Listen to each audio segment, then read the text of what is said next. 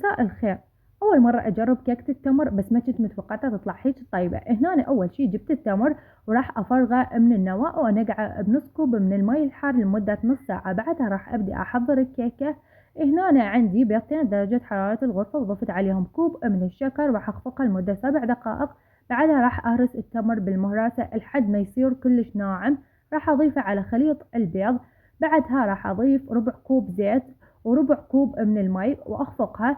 بعدها راح أنخل كوب وربع من الطحين وأضيف 1 كيس بيكنج باودر ورشة ملح وقهوة وشوية من دارسين مطحون وجوز الطيب. راح أخلطها زين وبعدها أجيب قالب مدهون ورشيته شوية طحين وأدخلها على الفرن. بعدها راح نحضر الكريمة، عبارة عن كريمة جاهزة وحليب باودر وضفت عليه مي بارد وملعقتين من راشة ثقيل. بعدها راح أخليه بالكيس وأخليه بالثلاجة يبرد.